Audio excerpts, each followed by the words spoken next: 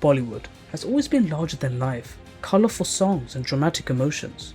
You got the classics like Kabhi Khushi Kabhi Gum, Kal Ho Na Ho, or comedies like The Three Idiots, Dil Chahta Hai, or Zindagi Na Milgi Dobara. We also got the cringe action. For decades, this has been the pinnacle of Bollywood, and this is what the rest of the world thinks about Bollywood, and can you blame them? Until Dhurandhar came out with a new vision, a new hope for Bollywood. Today, we're talking about Dhurandhar. That name will be forever remembered. So what exactly makes Dhurandhar such a revolutionary force? Let's break it down.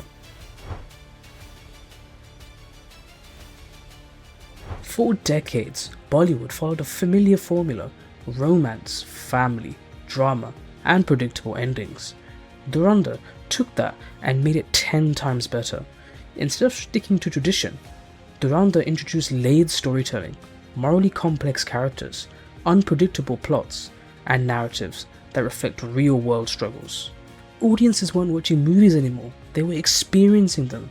Dhurandhar is a spy action thriller about a secret Indian mission inside Pakistan based on a true story. The story follows Hamza Ali Mazari, who appears to be a ruthless criminal in Karachi, but is later revealed to be an undercover Indian intelligence agent. His goal is to break the link between the criminals, politicians, and terror networks by destroying the system from the inside. He joins a powerful crime syndicate led by the gangster Rehman Dekat. He gains trust by doing violent and dangerous acts. Secretly, he sends the information back to the Indian intelligence.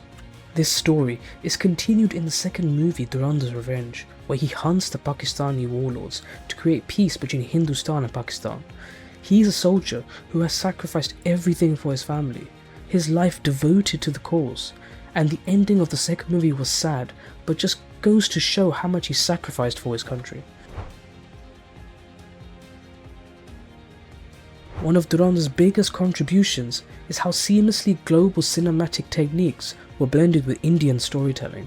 From sharp cinematography to experimental editing styles, Dhurandhar brought a fresh international feel without losing the soul of Bollywood. It revolutionized Bollywood. It's this balance that made work resonate not just in India but worldwide. Let's talk about music, the heart of Bollywood. Both Dhurandhar movies didn't just create songs, they crafted soundscapes.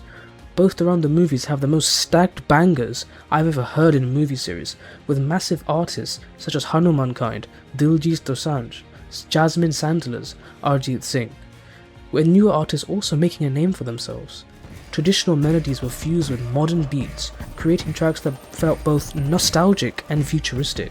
We have music from different genres, from classic Bollywood slow songs to convey emotion, more upbeat songs, and the more international songs.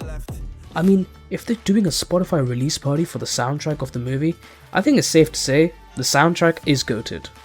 And instead of interrupting the story, music became an essential part of the narrative itself. Another way Dhurandhar changed the industry, by giving opportunities to fresh faces. Hamza, played by Ranveer Singh, his acting was phenomenal in both movies.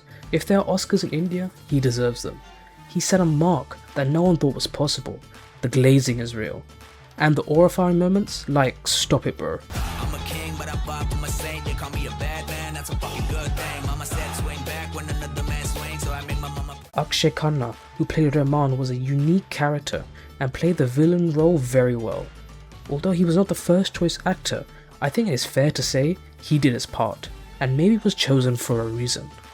Sanjay Dutt just knows how to play gangster, like he just never misses. Arjun Rampal as Major Iqbal, another shining light in the two movies. He really cemented himself in the series and proved to be a major threat, especially in the second movie. The other cast members not mentioned played a part in the amazing storytelling. The writers and director also deserve a shout out. Aditya Dar, you cooked, mate.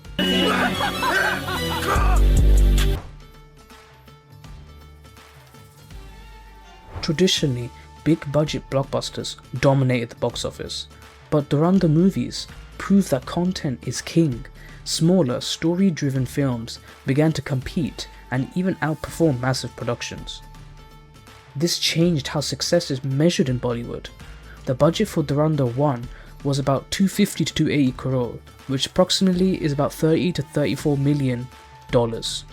It grossed 2,000 to 1,300 crore, which is basically 107 to 321 million dollars, which is huge. But that's not it. The budget for the second movie was similar and is projected to get even higher. The movie came out on the 19th of March and it's already grossed $173 million. The hype is very real. It just goes to show a good script and production team is all you need. Dhurandhar didn't just make films, they sparked a movement towards authenticity, innovation and fearless storytelling. And today, the ripple effects can be seen across the entire industry. Hollywood is keeping a close eye. Since it's now reached the big leagues, big Indian stars have now taken notice, but where were they before? Now, one thing I need to mention is that the movies are long. Yes, the first one was about 3.5 hours, with the second one being close to 4 hours. Yes, I know. But hear me out. The way the directors do it is to split it into specific chapters, so you don't really have to watch it through one sitting, even though it's advised. But honestly, those 3.5 hours just fly by because you're so invested in the story, you're invested in the characters, you're invested with what's happening, and funny enough, you actually want more. The characters in modern Bollywood feel more human than ever before. Instead of clear-cut heroes and villains, we now see individuals with flaws, internal conflicts, personal growth.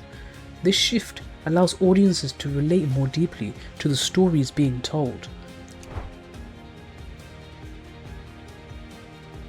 Perhaps one of Dhurandhar's most important contributions is balancing global appeal with local authenticity. Modern Bollywood films are technically polished, internationally accessible, yet it's still rooted in its Indian culture and emotions.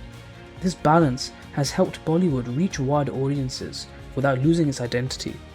So what are my overall thoughts? I think everyone should give this movie a chance, both these movies, because they're not your typical cliche Bollywood. There's something special, something that everyone should experience, something that's just peak. I'm really running out of adjectives to glaze this. Just remember, watch this movie, really take in and soak in the messages. Of course, we got that special John Wick action as well. And yeah, let me know what you guys thought about the movies in the comments down below. I'm really interested to interact with you guys. If you enjoyed this video and want me to do these kind of videos in the future, don't forget to like, share and subscribe, and tap the bell to get notified. See you guys in the next video. Take care.